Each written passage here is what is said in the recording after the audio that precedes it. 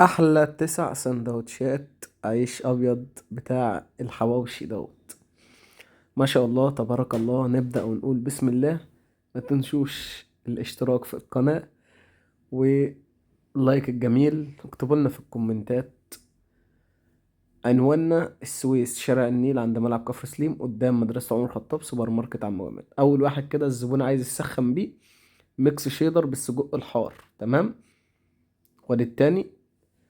ما تنسوش الشير، وتابعونا. هتلاقوا رابط البرنامج الاسود، هتلاقوه في الديسكريبشن بتاع الصفحة.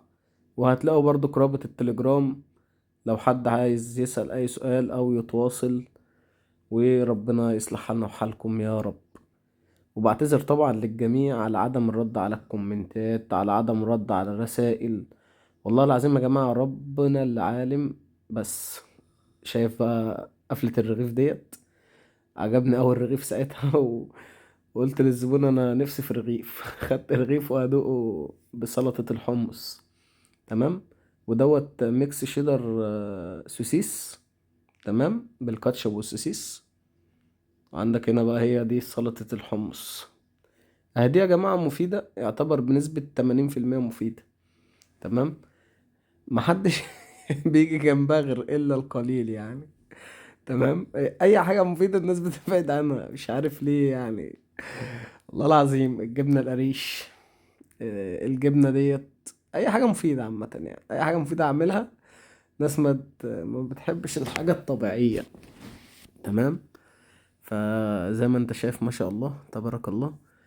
وطبعا زي ما متعودين اسألوا على أي سؤال وإن شاء الله أرد عليكم. يعني ما كانش النهاردة يبقى الأسبوع الجاي أو الشهر الجاي أو السنة الجاية عادي يعني. ربنا يدينا طولة العمر كده وإن أنا أرد على الأسئلة دي الكتيرة ويعني إيه نحاول نوصل للناس أي حاجة. هنا دقت الطعم، كانت ممتازة وغنية.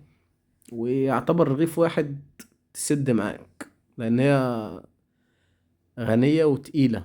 تمام. ده بالنسبة لي، ممكن مع حد تاني ياكل له 5 رغيف. تمام. فهنا جينا 4 رغيفة، قلنا نحشيهم ايه ونظبط الدنيا. نكمل. ما تنسوش تصلوا على النبي. تمام. هنا هنقفل الرغيف برضك. هنعمله ايه ده بقى؟ هنشوف. احنا بنسجل بقى. شايف جمال العيش؟ العيش كان ساعتها شكله جميل جدا. هنا دي كاتشب بالسوسيس، اما التانية كانت ايه؟ والله ما فاكر صدق.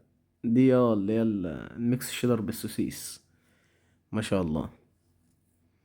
طبعا يا جماعة الناس اللي هتكتب لي في الكومنتات الحاجات دي غير صحية، الحاجات دي كده معروفة يا جدعان. الناس يعني مش عارف الواحد يقول ايه والله. يلا ما علينا. هنا بقى دي كيري بالسجق يا اما بالبسطرمة، مش فاكر بس تقريبا بالبسطرمة دي. تمام. هنحط عليها رومي ونسيحها وتبقى فول اوبشن. زي ما انت شايف ما شاء الله تبارك الله.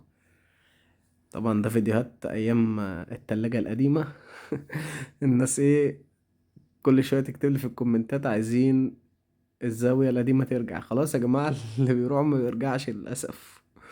فهنحاول نظبط زاوية كده نعتمدها ان شاء الله يعني ان كان لنا عمر. تمام. هنا حطينا عليه شريحتين رومي وحطيناه في الميكروويف عشان الجبنة الرومي تسيح. هنا زي ما انت شايف كده قدم لهم الزبون. بص شكلهم جميل قوي. عينات. تمام. هنا صوص برجر حضرناه عشان نحطه على الساندوتش. بس كده استنى بقى ايه لما يطلع الساندوتش التالت ولا الرابع ولا الخامس. لو وصلت لغاية هنا قول لنا احنا عملنا كام ساندوتش. تمام. انا كنت بتكلم مع التاجر بتاع الجبنة الرومي، هو اللي جايب لي العيش وبياكل عندي. تمام. فانا زي ما انت شايف كده ما شاء الله السيحان بتاع الجبنة الرومي. ولا غلطة. الله اكبر. ما شاء الله تبارك الله. هنروح فين تاني؟ جبنة الرومي يا جماعة مش موزاريلا. طعم، لون، ريحة، كل حاجة في الجبنة الرومي. مش موزاريلا يعني، ولا طعم ولا لون ولا ريحة. وهي شدة بس. وساعات كمان في أنواع جبنة موزاريلا ما بتشدش. هنا ادينا له واحدتين حمص على مخلل على فلفل، عشان ايه يبلع ويروق الكلام. هنا جالنا زبون نعمل 3 فطاير، 2 جبنة ولانشون وواحدة ميكس شيدر بالسوسيس تقريبا يعني. هنا كيري بالرومي. تمام، ادي 2 كيري بالرومي. تنسوش تصلوا على النبي، واي سؤال اتفضلوا انا معاكم في الكومنتات، وان شاء الله ارد عليكم في اسرع وقت.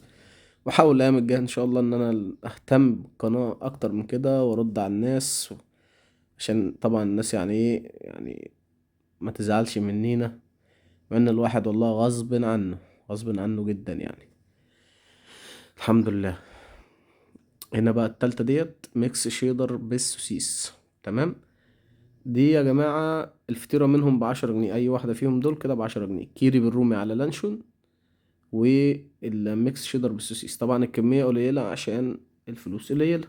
تمام، فالفطيرة أصلا فاضية ب6 جنيه، شريحة لانشون ب2 جنيه وحتة جبنة ب2 جنيه، ويا دوب مكسب ربع ربع ربع، نص جنيه جنيه كده يعني. ده لو فيها جنيه يعني يبقى الحمد لله. تمام، وحطينا الشنطة الجميلة واديناهم للزبون، وكل سنة وهو طيب وبالهنا والشفا. جينا بقى لإيه، الميكس الكيري بسطرمة على الرومي عجب التاجر بتاع الجبنة الرومي، وإيه قال لي اعمل لي 2 تاني. تمام، فحطينا الكيري بالبسطرمة، وهنطلع الجبنة الرومي اللي بتشد وتنط لآخر السقف. ما شاء الله تبارك الله.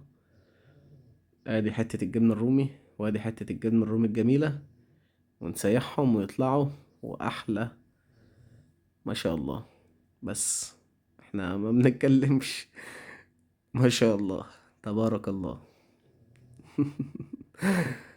مش محتاجة يا جماعة يعني الوصف. عايز تجيب جبنة رومي زي دي، روح لأي بتاع سوبر ماركت قول له عايز جبنة رومي وسط تكون طرية، وانت تمسك كده الجبنة الرومي تقول له دوقهاني، تدوقها تحس ان هي عاملة زي الفلامنك كده، وبتدوب في بقك كده، تحس ان فيها دسم كده. تمام، حطينا هنا شريحة لانشون حلواني وصوص برجر، وبالهنا والشفا.